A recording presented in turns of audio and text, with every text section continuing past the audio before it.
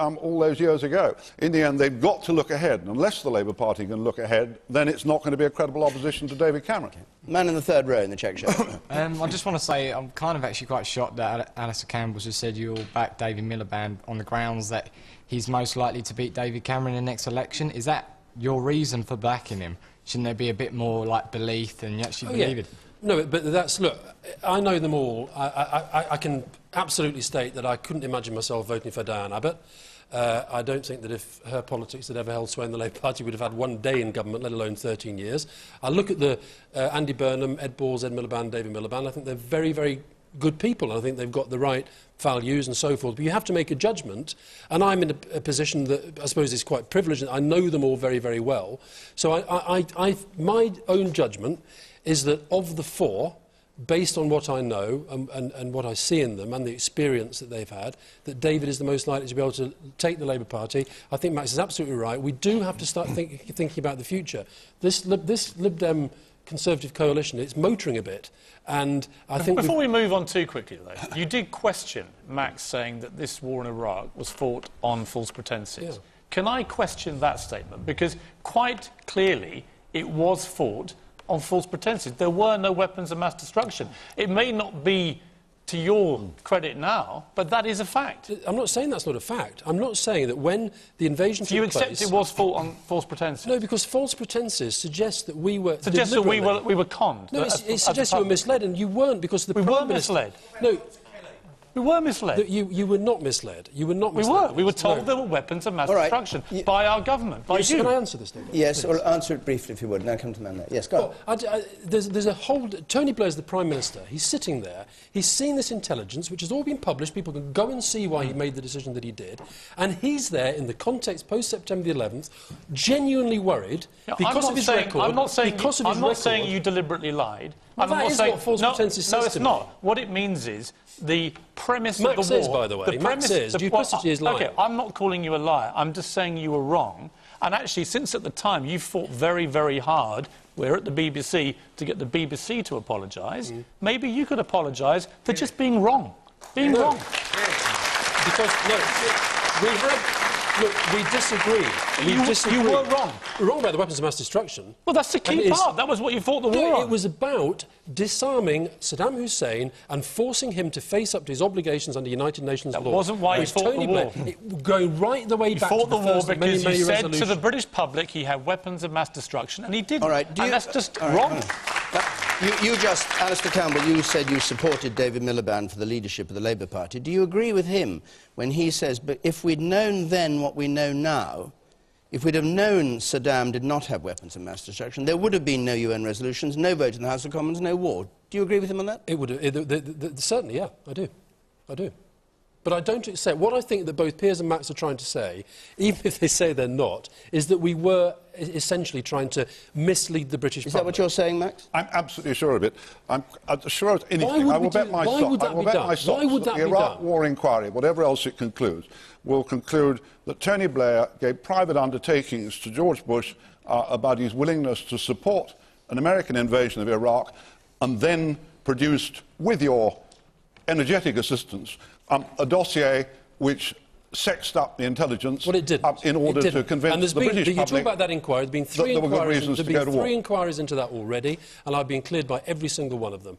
And you can speculate as to what the Chilcot inquiry will say. I would prefer to let them continue to take their evidence, and then we'll see. But it's very, very easy for people to get on their high horses and say, well, if they'd have been there, they'd have made the right decision. Tony Blair was the guy, because John will know as having... but it's very, very easy of you to sit here now. And as I say, I'm not accusing you of lying, or Tony Blair. I don't know whether you lied or not, but I've known you a long time, and I've always liked you, and you've never lied to me particularly. Oh, well, yes, he has. He has. Actually, you no, I think accused about him of lying. He has lied to me, but never about anything as serious as this. And you accused him of sacking you. But I don't think it's... all sorts of things. I don't think... I hope I did. I think it's kind of irrelevant to the point that I'm trying to argue here, which is simply this.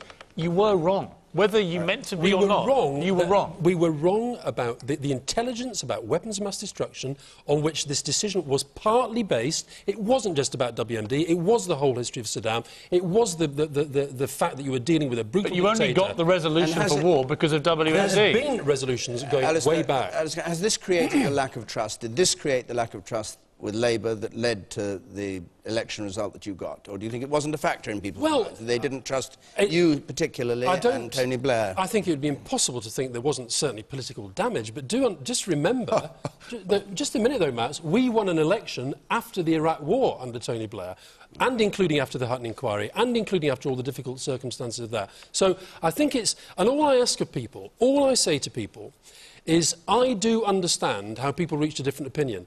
Piers and I used to argue about this literally on a daily basis because he was then editor of the Daily Mirror, I was doing my job, I was trying to persuade him, I knew it was an impossible task. He was trying to persuade me we were making the biggest mistake of our lives. And he was doing it, I think, genuinely out of a belief that he sort of felt a strong duty to say that. And we were having those arguments. All I can say to you is I do understand how people reached a different opinion. But ultimately, please try to understand why Tony Blair reached a different opinion. And he ultimately is the guy who has to make that decision. You understand, but don't apologise. I'm not going to apologise because that would say I don't support what the government did, and I do support what the government did. Susan Kramer. Well, at least the Bush administration was honest that they went in for regime change and that the issue of weapons of mass destruction was merely a side issue. And let's be thankful for regime change, by the way. You know, I mean, I think all of us are reasonably convinced the British government went in on the coattails of Bush, quite frankly. Look, I come from the one party. What about Ed Miliband and Ed Balls? Well, let me say, I mean, which was the question, Sarah Garaban. I'm sorry we went rather far away from it with this other argument. I come from the one party that stood against the war, that said at the time it was a false prospectus, that it was in violation of international law. And I remember what happened to Charles Kennedy, the chuntering from both the Conservative and the Labour benches, Chamberlain Charlie, Chamberlain Charlie. Yep. And it seems to me that if whether Miliband or Balls or whatever are going to suddenly disown that past, it has to come with a huge apology and with a real sort of mea culpa, because if they haven't learnt the lessons of how to deal with international challenge, and if they haven't learned the lessons of being honest and straight with the British people, and of also not having this sort of puppy-dog relationship with the United States, then frankly, I don't think they're fit to be leaders of the Labour Party or any party. I actually spoke to Ed Balls at the time. He never mentioned any of this to me, and I talked to him about Iraq. So I'm absolutely flabbergasted. What did he say to you? Well, I'm not going to reveal the conversation. Well, you've just revealed a non-conversation. As everybody in politics knows, he was extremely close to Gordon Brown at the time, and to see now that he was so unequivocally opposed to the war, I am flabbergasted by. Okay, but I don't think 2 sentences let you move on like this. Alastair Campbell, if his children had been killed in order to get rid of Saddam Hussein, would it have been worth it? Well, my children, that's a, you know, fine, those who applaud can applaud me being asked to speculate about the death of my children. It's, if they were in the armed forces, if they were, which they're not... What really struck me to ask this in this particular way, there was an Iraqi man, he came home and his whole family had been destroyed because the Americans had bombed the house because they thought Saddam Hussein was there, which he wasn't. Well, his whole family, his children just going through university and all the rest of it. And so the people who make decisions to go to war should really consider it in that light. Of course they should. Of course they should, and I agree with that. The British forces who are there and the British forces who have died have acted so that families like that, yes, it's taken far too long, yes, there's still bloodshed and so forth, but actually the British forces who took part in that operation have made Iraqi families safer for the future. And I think Britain should be very, very proud about that. You asked me about my children. You asked me about my children.